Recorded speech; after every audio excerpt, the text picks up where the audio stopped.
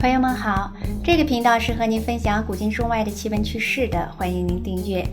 很多朋友可能看过一个叫《魔童村》的科幻片，电影讲述的是一个小镇，许多女性同时失去知觉，醒来后呢，又像什么事情都没发生一样。一段日子后，她们竟然全都怀孕了，最后她们生下了可爱的宝宝。但是那些聪明无比的魔童长大后带给村庄的却是无尽的灾难。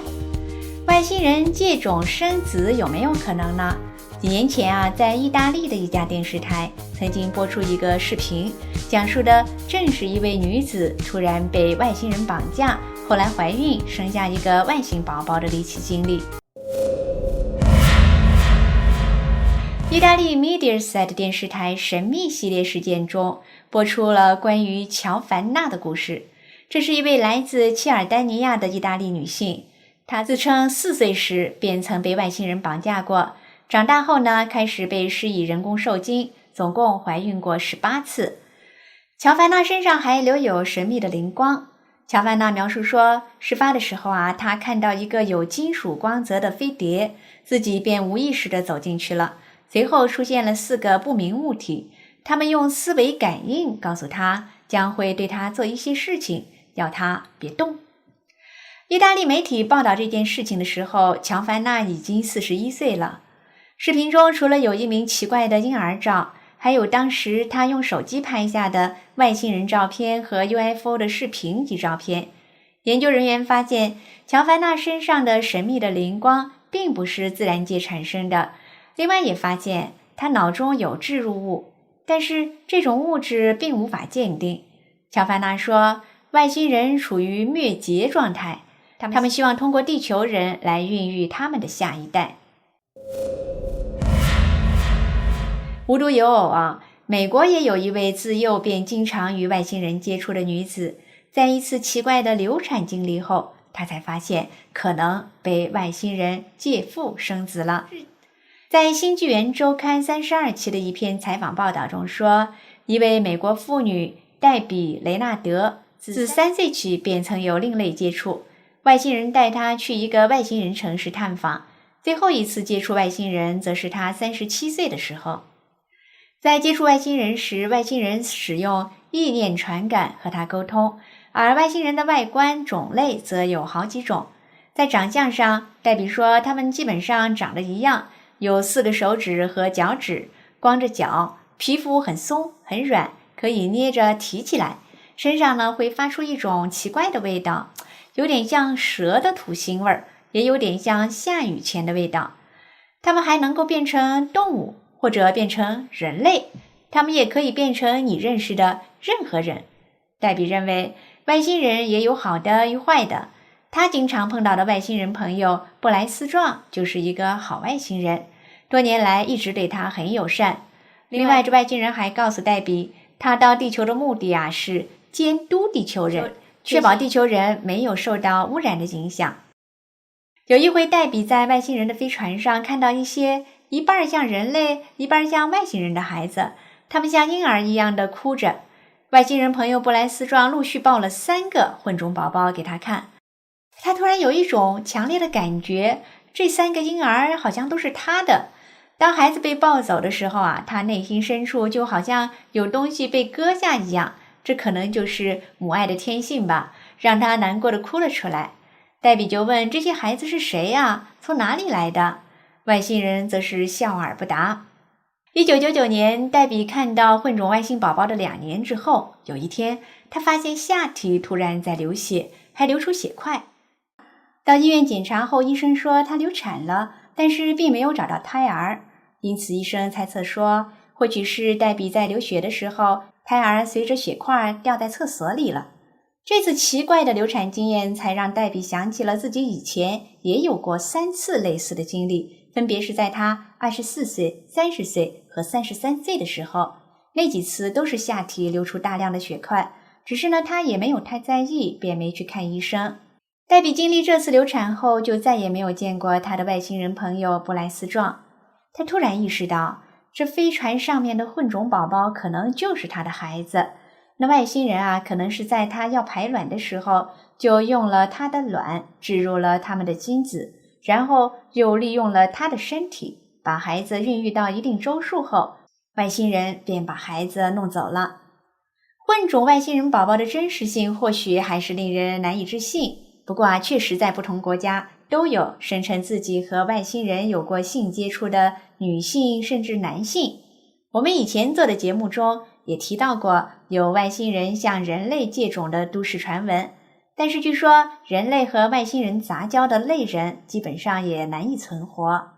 但外星人的宝宝据说还真的在地球上出现过。1996年的夏天，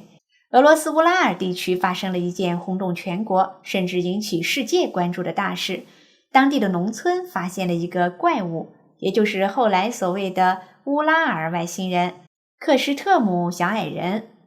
当地呢有一个74岁的老太太，儿子坐牢了，她自己孤身一人居住。老太太非常善良，但是有一个很奇怪的习惯，就是总是喜欢自言自语。你说她在自言自语吧，她又像是在和谁说话，一会儿和桌子说两句，一会儿和门口的小鸟说两句，谈笑风生的，唠得还挺带劲儿。有人说她是不是太孤独了，精神出问题了？可是她说的话还挺有条理，挺理智的。比如让前院树上的松鼠别去邻居家的粮仓门口吃谷粒儿，因为那是下了药要耗子的。这松鼠啊还真听话，躲邻居家远远的。搁明白人看，这老太太说不定有特异功能。不过在村民看来，这老太太就是老糊涂了。1996年8月13号的夜晚，雷雨交加，正在休息的老太太脑子里突然听到有个声音在向她求救，让她立即起床，到附近树林的墓地去。老太太毫不犹豫，冒着大雨就出门了。没想到，她真的找到了那个遥感呼救的人。在阴森森的墓地里，一个身高只有25厘米、长着2只大眼睛的小东西正急切地望着她。不过这个小东西与其说是个人，倒不如说是一个既有点像婴儿又有点像某种小动物的东西。它的脑袋下圆上尖，就像分成4瓣的洋葱，由下向上合到一起，并且形成一个尖顶。嘴没有嘴唇，只是一个小洞。身上没有衣服，而是覆盖了一层皮毛。长长的手臂上长着锋利的爪子。小东西不会说话，只会发出吱吱声。于是老太太就把它带回家，像对儿子一样对待它，喂养它，还给它取了个名字叫阿廖申卡。第2天，老太太逢人就说自己在树林里捡了个儿子。有一天，老人的儿媳妇塔玛拉来探望老人，见到了这个不同寻常的小生命。她回忆说，当她去看婆婆的时候，老人说该喂孩子了。她以为老人犯精神病了，然而出乎意料的是，她真的在床上看到有一个小东西正发出吱吱的叫声，更确切地说像是在吹口哨，小嘴儿努成个桶状，鲜红的舌头轻微颤动，还有2颗小牙清晰可见。她说，我仔细看了看它，感觉并不像个孩子，褐色的脑袋，灰色的身体，皮肤没有纹理，眼睛大大的，但是没有眼皮，瞳孔一会儿放大，一会儿缩小。它没长耳朵，只有2个小洞，肚皮光滑，没有肚脐，手脚细长，小腿儿整齐地叠放着，没有生殖器，所以分不出性别。老人往小东西嘴里放块硬糖，它立即开始吸吮起来，用小勺喂水，它也喝了下去。塔玛拉的母亲加琳娜也见过活着的阿廖申卡。那天加琳娜去看亲家母时，发现了阿廖申卡，注意到它没有下颚，只有一层薄皮儿。它的身体散发出一股甜甜的，有点像是花露水的味道。据加琳娜回忆，阿廖申卡存活了大约3周或者更长一段时间，而他的死完全是出于意外。当时老人突然犯病，被送进了精神病院，儿子坐牢，儿媳妇正好去了外地，只有这小东西一人在家，外人甚至忘记了老人家里还有这么个小生物。直到一个村民有一天忽然想了起来，赶紧跑到老人家里，一看这小东西已经死了，尸体上爬满了蛆。村民把他的尸体用酒精清洗干净，然后放在太阳下暴晒。很快阿廖申卡就成了一具木乃伊，被村民包在布里存放起来。有一天，一个民警调查一件失窃案，和这个村民聊了起来。村民很神秘地告诉他，自己有个怪物的木乃伊。这下这件事情才引起了重视。此后，各界专业人士，包括病理解剖学家、基因学家在内，都陆续加入了调查中。他们对尸体进行鉴定后相信，这绝对不是人的尸体，无论是骨架还是头骨情况，都与人类完全不同。随着调查的不断深入，阿廖申卡越来越多的秘密被发掘出来，有关他是外星人的说法也不胫而走，并且在国际范围引起轰动。专家们已经对尸体进行了5轮实验室鉴定，最后一次是由莫斯科法医鉴定研究所完成，结果令人震惊。太空探索人文科学中心协调员瓦季姆·切尔诺布罗夫说，我们从这个生物的 DNA 样本中发现了一个基因，它和人类或者是类人猿的基因完全不同。目前实验室中没有任何和它类似的基因，专家们此前也从来没有见过拥有如此长 DNA 分子的生物。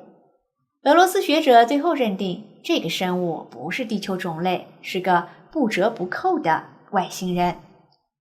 很可惜啊，人类到现在也不知道这个外星宝宝是怎么到地球上来的，它的星级到底是什么。其实呢，外星人也不一定都是这样形状的。据加拿大前国防部长赫勒2014年在接受俄罗斯电视台 Sofico 节目采访时公开表示，外星人大约有80种，而且他还宣称，有些看起来和我们差不多，他们堂而皇之地走在大街上，从我们身边穿过，但我们并不知道他们就是外星人。